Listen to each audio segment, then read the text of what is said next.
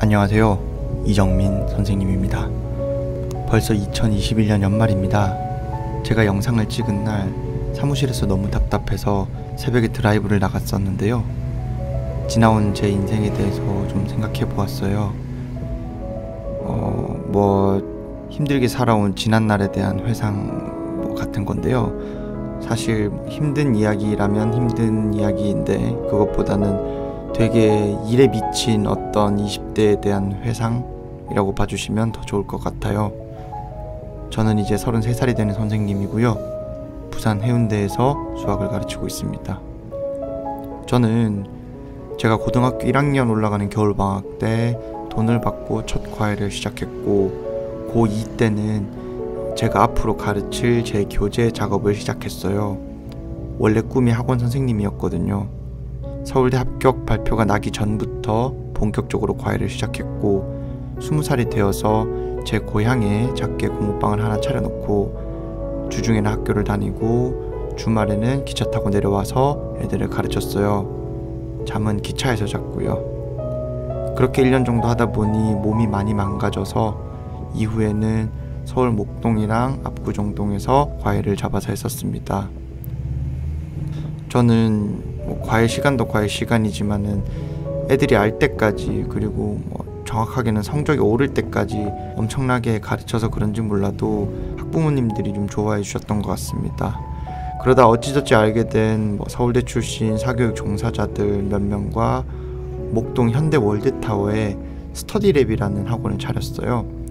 다들 이제 고액과외를 하던 사람들끼리 모여가지고 하긴 했지만 다들 학원이 처음이어서 홍보도 잘 안 됐고 이래저래 컨트롤 타워가 없어서 망하고 말았습니다.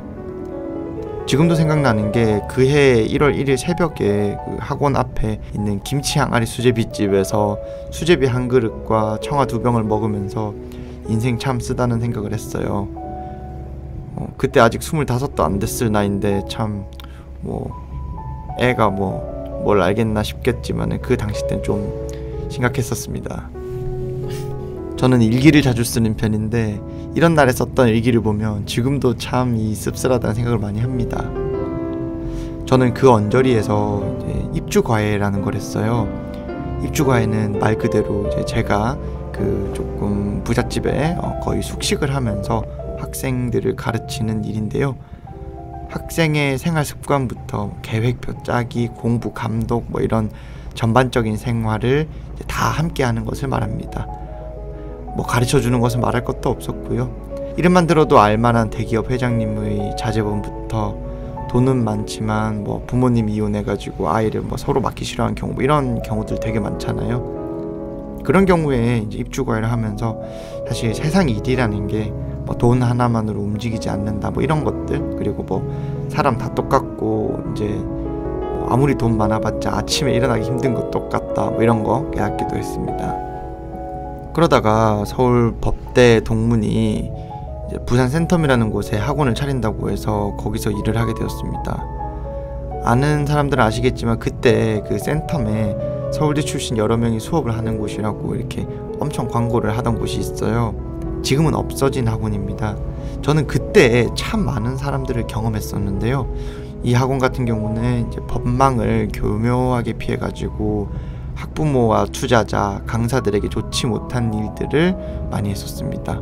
물론 그 안에서도 이제 좋은 사람도 많았었죠. 근데 이제 사실 이 시기 전후에 생각해 보면은 이 당시에 센텀에 교육 사기가 좀 많기도 했었죠. 아시는 분들은 다 아실 거예요. 그 마린시티 생기고 할 때 그때 말이죠. 그래서 이제 뜻있는 많은 선생님들이 떠났지만은 저는 이때 학원에서 이렇게 집이나 이런 것들을 마련을 해줬었거든요. 그래서 학원이 없어지니까 당연하게도 이제 집도 없어졌고 학원이 망했으니까 당연히 일터도 잃고 찜질방이랑 여관을 전전하면서 낮에 학생들을 가르쳤습니다. 이마저도 조금 힘들어서 김해에 있는 제 친구 집에서 얹혀 살면서 출퇴근을 했었습니다. 제 영상에 이상한 댓글 다는 이 2명이 있는데 그 중에 한 명이 이 친구예요.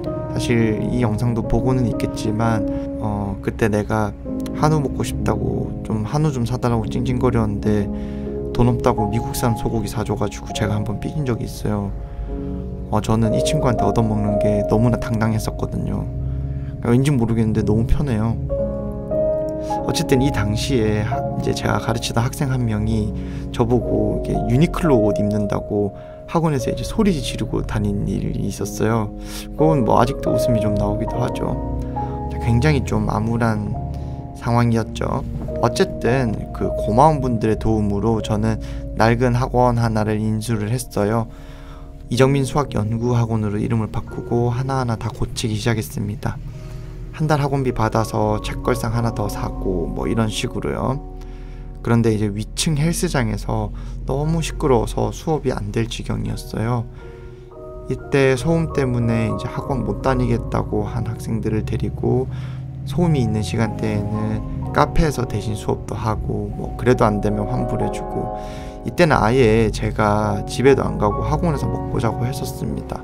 학원은 사업장이라서 난방비가 싸니까요. 근데 안 좋은 일들은 겹친다고 그랬죠. 같은 건물에 대형 학원들이 막 생기기 시작하면서 저도 이제 큰맘 먹고 이투스 수학학원이라는 것을 차리기로 마음을 먹었습니다. 하지만 열고 나서 1년도 안 되어서 저희뿐만 아니라 전국의 이투스 수학학원 자체가 거의 없어지다시피 했어요. 그때까지의 뭐 가맹비, 교육비, 물품비 등등을 다 포기하고 저도 이투스 수학학원을 접고 그때 명작 수학학원으로 이름을 바꾸었습니다. 정말 한동안 좀 힘들었던 것 같아요. 이 당시에 이제 김재원 선생님과 박상민 선생님께서 월급이고 뭐고 다 안 받기로 하고 저랑 같이 뭐 우리끼리 같이 살면서 애들 다시 가르치자고 이렇게 제안을 해주셨어요. 너무 고마웠죠. 제 인생 처음으로 저를 믿어주는 사람이 생겼구나. 너무 고마웠습니다.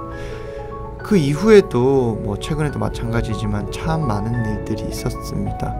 이번에 마린시티 제니스 상가에서 김재원 원장님을 필두로 해서 명작 수학이 새롭게 생깁니다.